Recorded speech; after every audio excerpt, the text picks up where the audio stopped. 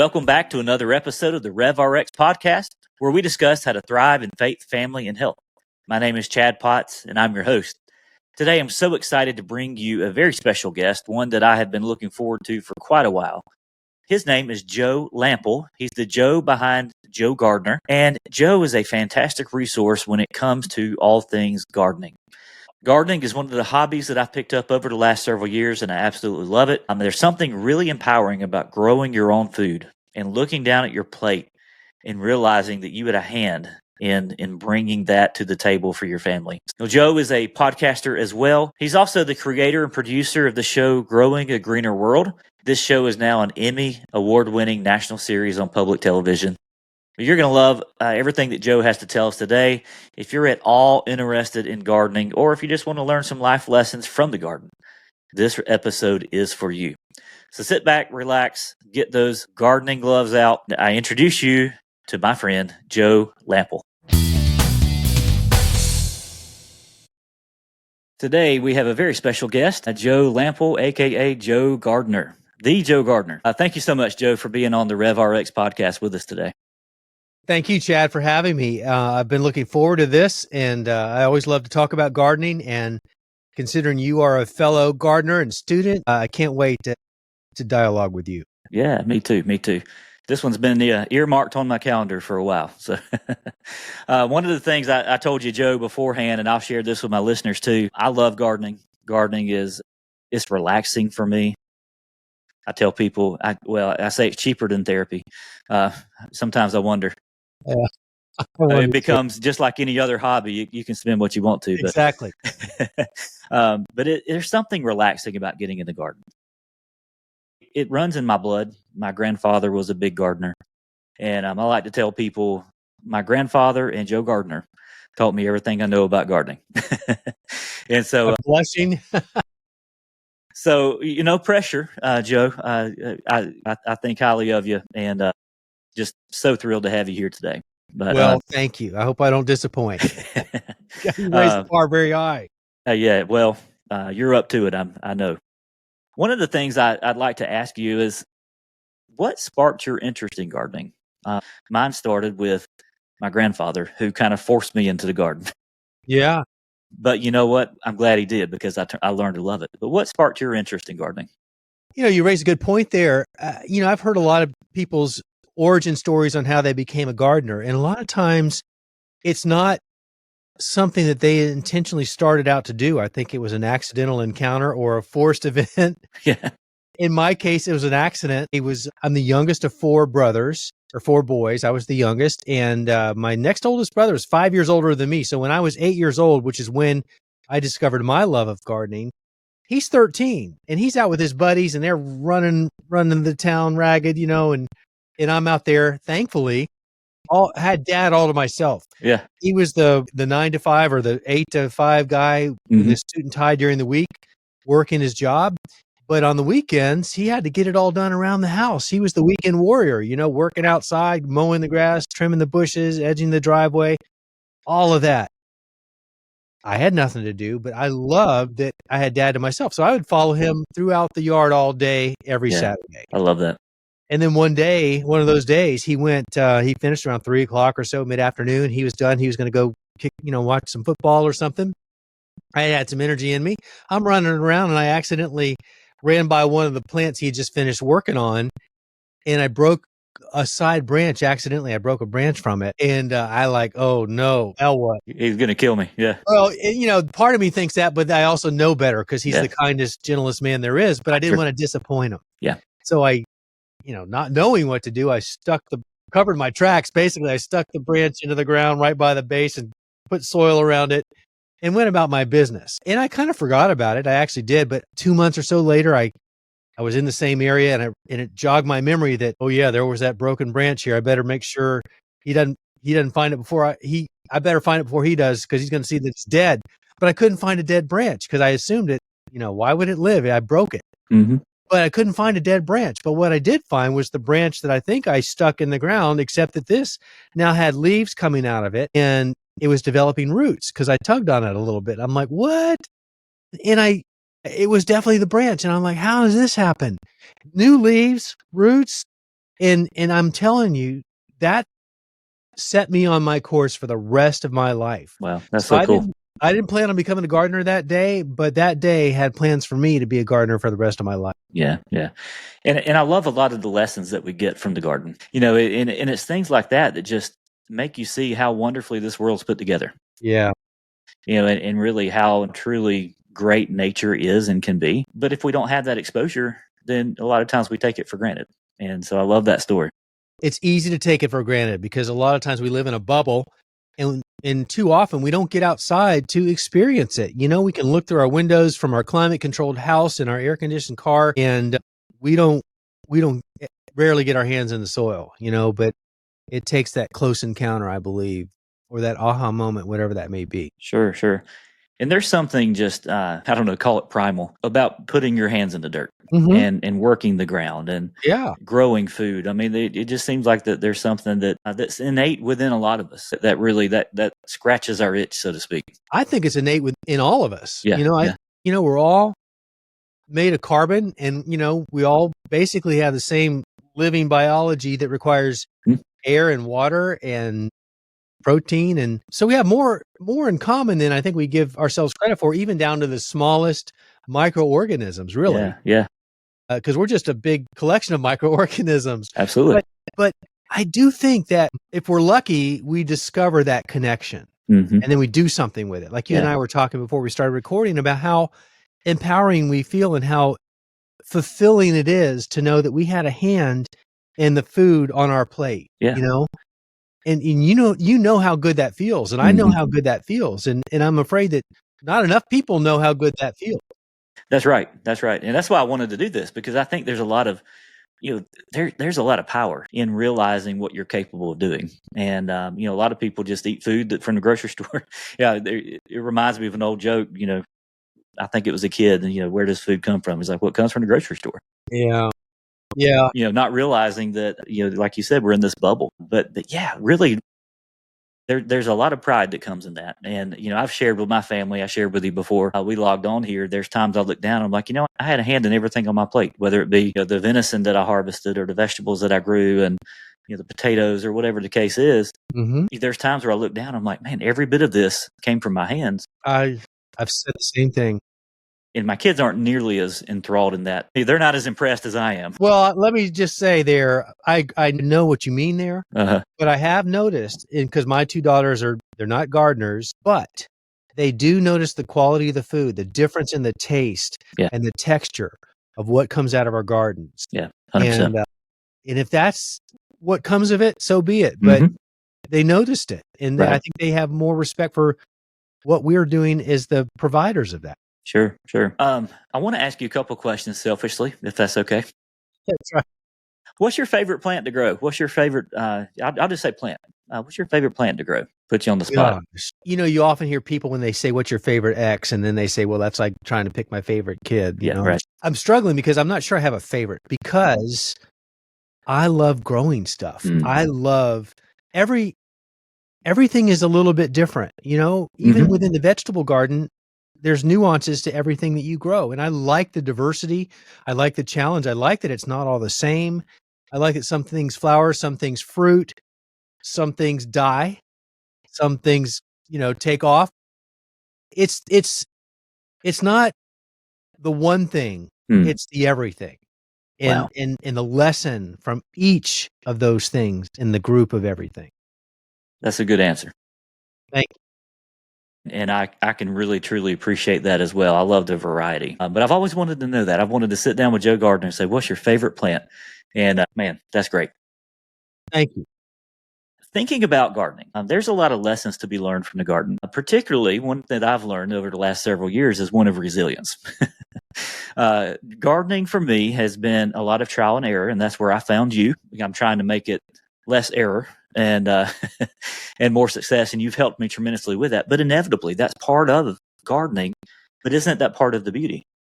I think that's the key thing. I think if you're afraid to make mistakes, or you're afraid to get started because you think you're going to make mistakes, or you don't know enough, and so therefore you don't start, I think that's the biggest mistake. I think the only way you make progress is to screw up. And it's how we learn. As long as when that happens, because the outcome wasn't what we had hoped it to be, we try to figure out why the outcome wasn't what we hoped it to be. That's right. Yeah. And that's where the learning takes place.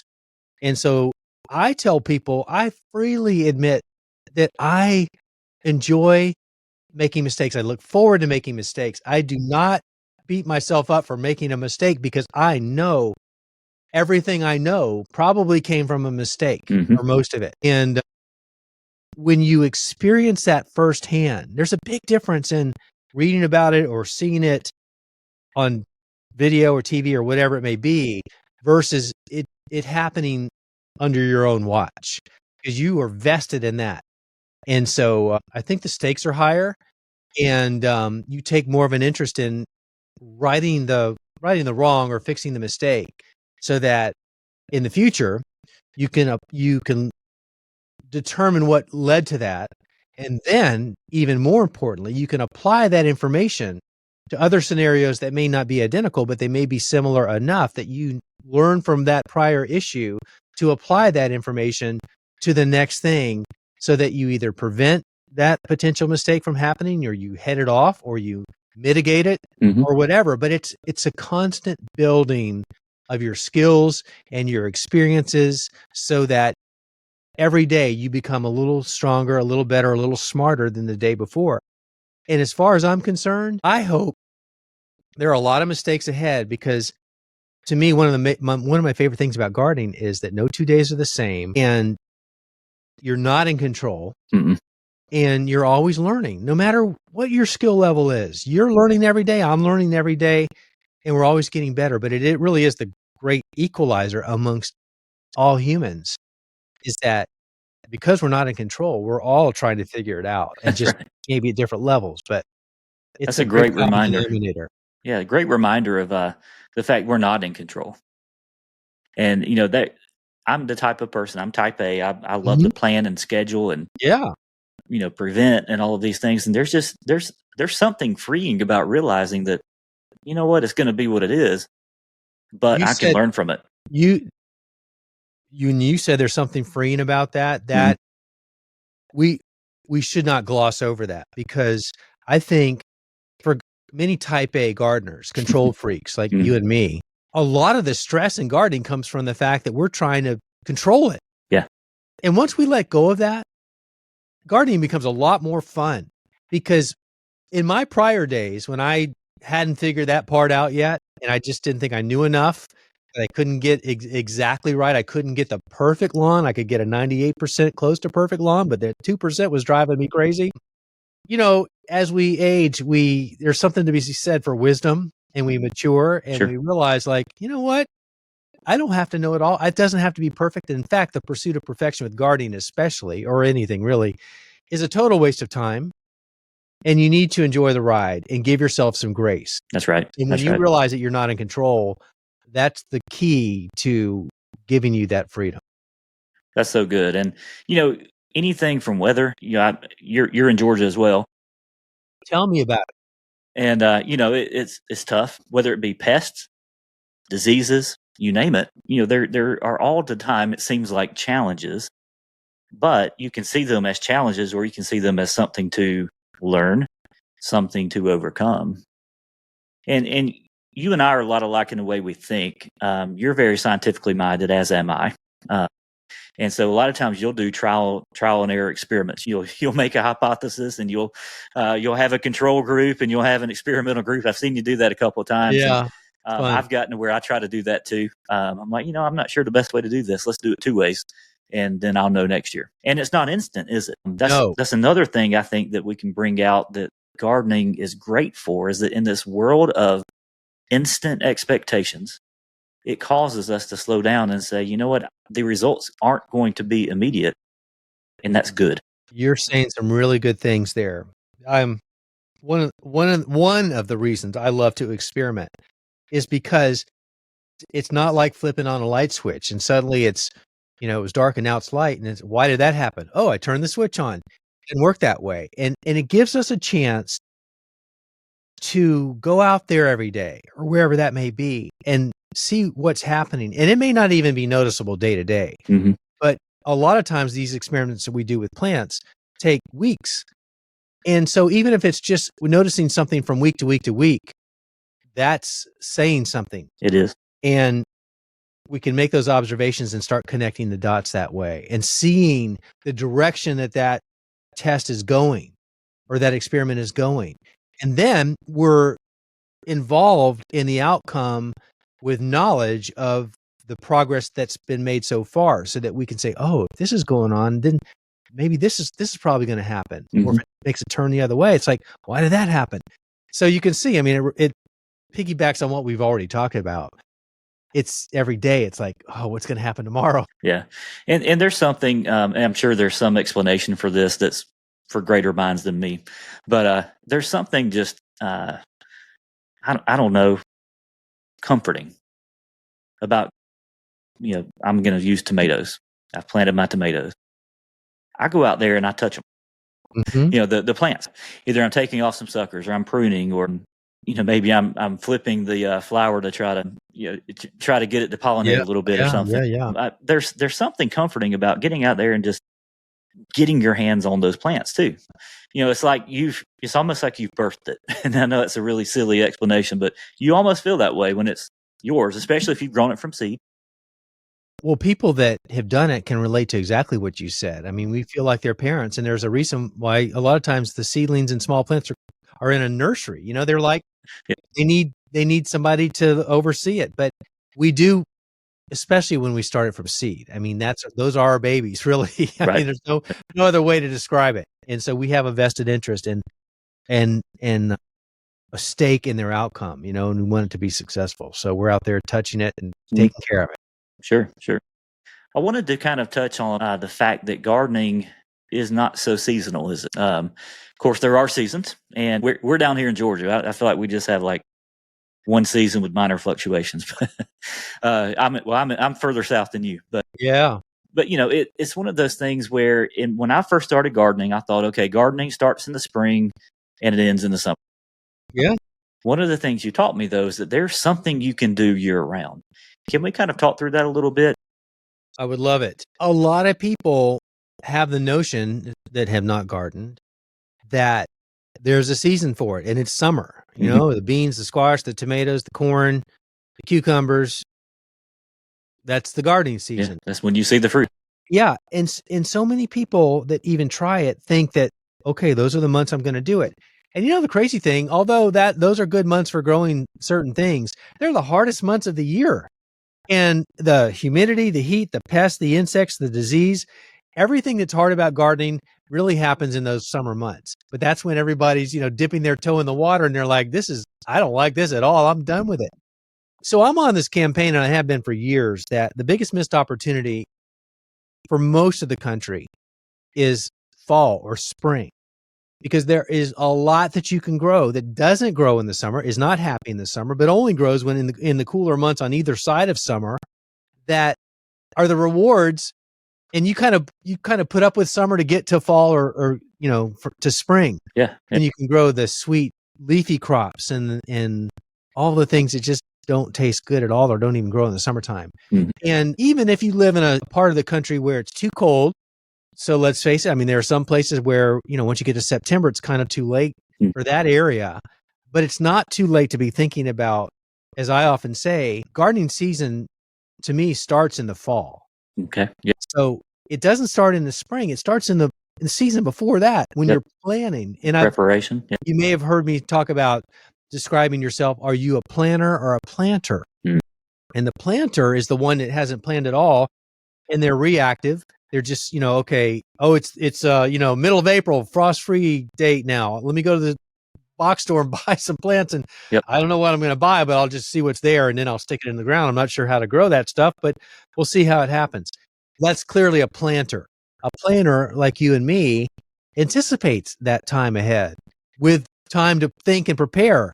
So there's no stress when we get there, because if you're not a planner and you wait until the season is upon us, it's equivalent to standing on some railroad tracks and the freight train is bearing down on you at a speed so fast you can't get out of the way. Even though the train looks like it's far off in the distance when you first get there, and it is.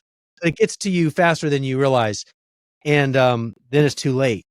And so being a planner, I mean, sometimes I wish that I shouldn't say it this way. Sometimes I would like an opportunity to not be able to grow something in the fall so that I had more planning time. Sure. Because I'm as busy in the fall, not as busy, but certainly pretty busy with my fall garden and my spring garden. So I'm not able to sit down and really plan as leisurely as I could if I didn't have an active garden growing in those seasons. Gotcha. Which would be a nice Be nice to just have some downtime. Yeah, a little downtime, but you could still think about gardening. You could read about it. You could take online courses, listen to more podcasts. There's no shortage of things you can do to improve your skill and raise the bar. That's right. And that's what I would like more time to do. No one that can't, if you can't garden physically in the fall like that, you certainly have many, many, many other opportunities to be a better gardener. You can grow your skills. Yes. If you can't grow your plants, you can grow your skills. That's what I was trying to say. Can you give us kind of a big picture overview of some things we can do in the fall and winter if we can't grow crops? Yeah. And even if we can. So, for example, in the spring and summer, I've got my whole garden full. In the fall, I don't plant my entire garden, and instead I'm preparing some of the other areas. Can you give us some big picture overview of kind of what that might look like, practical steps for planning and preparing for the next growing season? Absolutely. A lot of times if you've been at it a while, you can get in a rut because you can just, you can keep planting what you found success with in like even the same varieties. And we don't venture out from our comfort zone.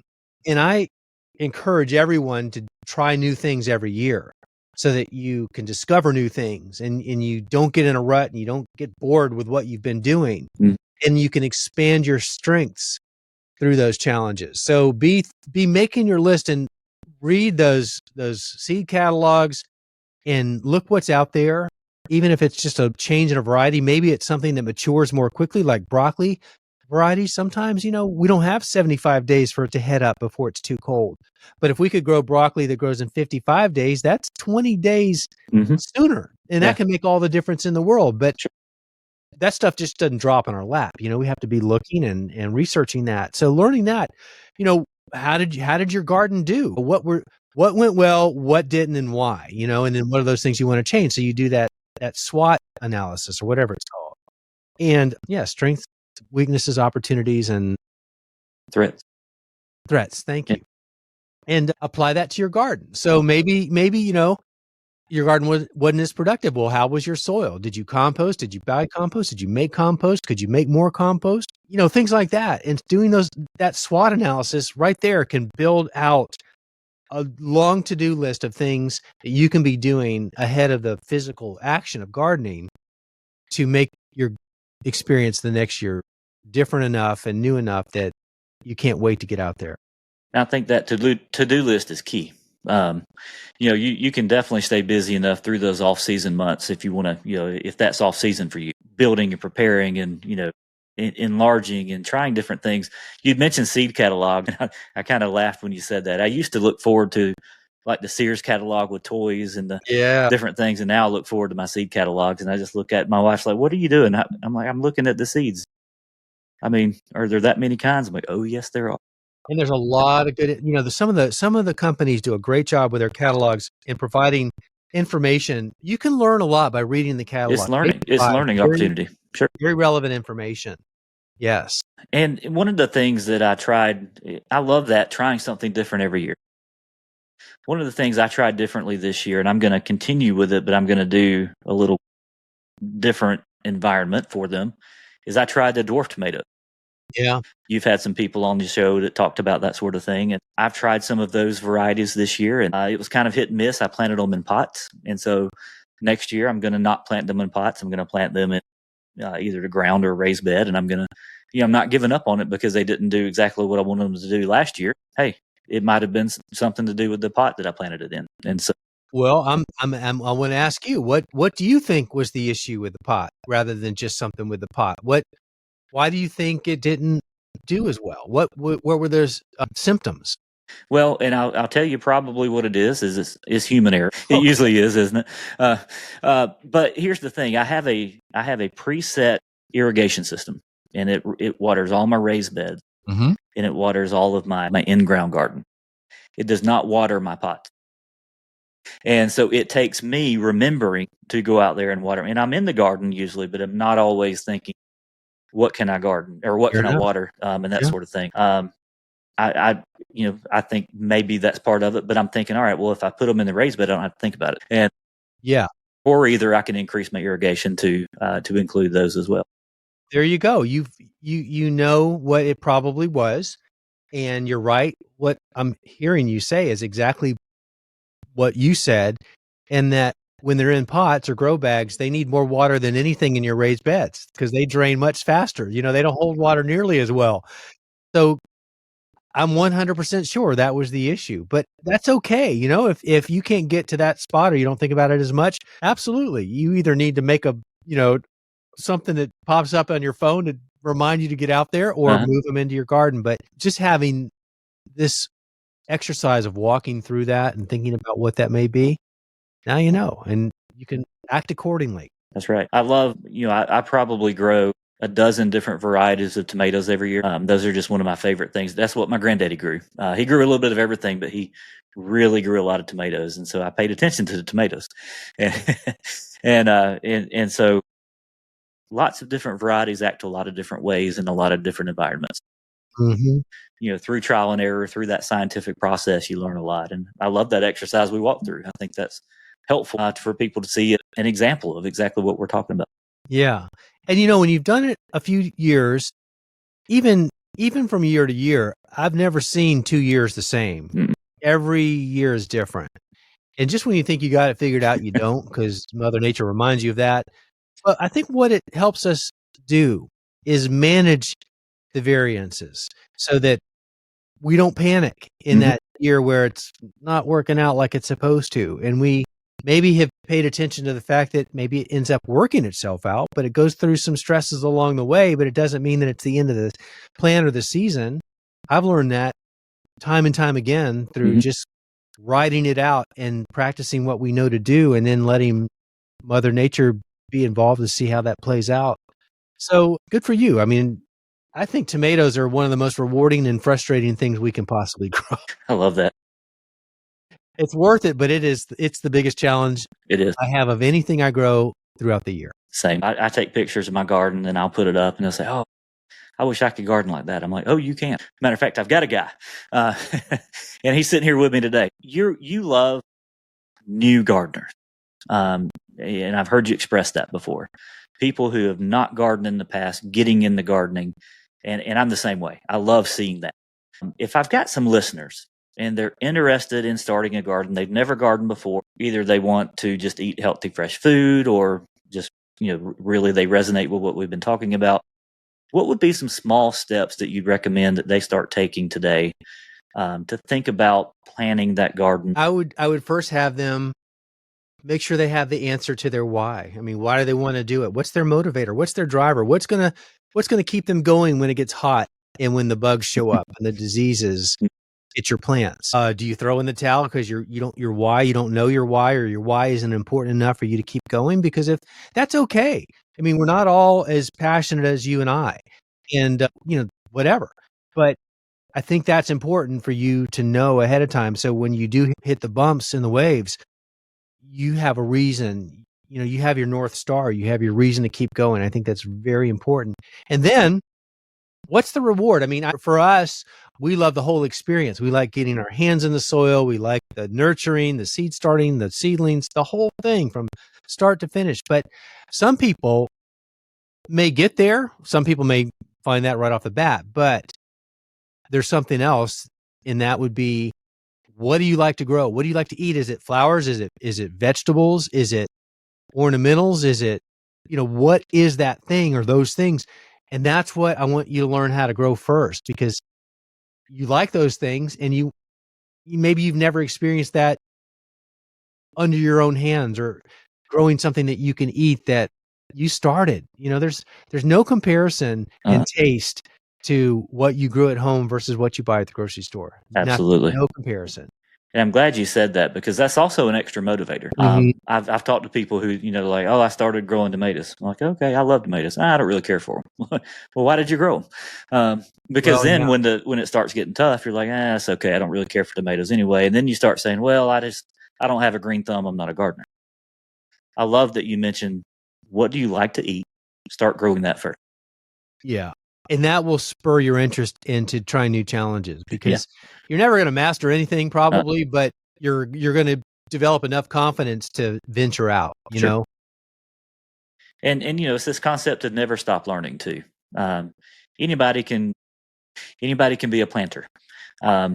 You go to the box store, you buy your 6-pack of plants, and you put it in the ground and you water it every now and then. When you think about it, you can be a planter. But to me, that's different, because it's, if that works out, it's fine. If it doesn't, then oh well. But if we're always learning, and if we're always curious, I think that's a big word for me when it comes to gardening, right? If we're always curious, then we're always going to, that adds to the reward of everything. I think that's the key word. I think curious is the driving force behind those that keep going and want to learn more versus those that are just the planter. And you and I know plenty of people that go to the box store, they buy the 6-pack, they stick it in the ground, and it's an afterthought from then on. And stuff dies because they didn't even think about it, or they didn't want to get up in the middle of the day and go water it, or whatever it is. There wasn't anything that motivated them to go take care of it. And of course, the results are going to be less than satisfactory when that happens. So I am thankful that I and you and many others have that curiosity to experience the depth and the levels and the heights that we can get to from what gardening has to offer, that so many people miss because they never get to that point. They never even get to the next layer. They don't peel that one more layer of onion to realize, oh my gosh, this is where the magic happens. Yep. They give up too soon. A lot of times it's just one peel away, right? Yeah. Well, Joe, this has been fantastic. This is something I've been looking forward to, just being able to pick your brain for a little while. Thank you for letting us do that. And I'd love to for you to be able to share how my listeners can find out more information about you. You're doing fantastic work in the world and in gardening in particular. You've got a lot of free resources out there too. So can you tell us where to find some of those?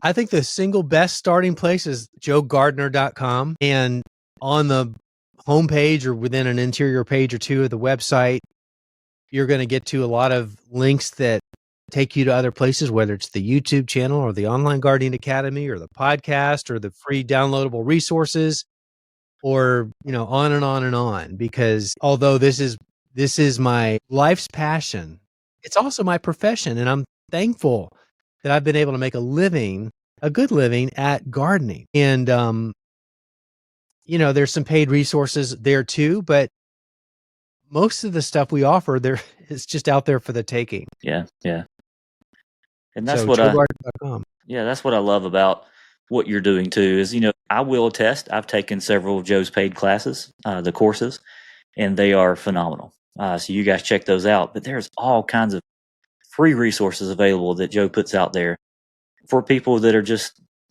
wanting to learn. You're inspiring curiosity in gardeners all over this world. I hope so.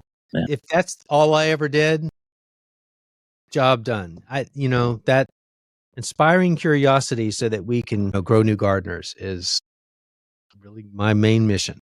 Love it. Thanks, my friend. Appreciate you. Appreciate you being here. And you guys go check out Joe Gardner. Thanks, Chad. I really appreciate you having me. It was fun. Yeah. Thank you for listening to the RevRx podcast. We hope you enjoyed what you heard today, and if so, we'd love it if you would hit that subscribe button so that you'll never miss a new episode from us. Also, feel free to leave us reviews and comments, as we'd love to hear from you. Be blessed and be the very best you.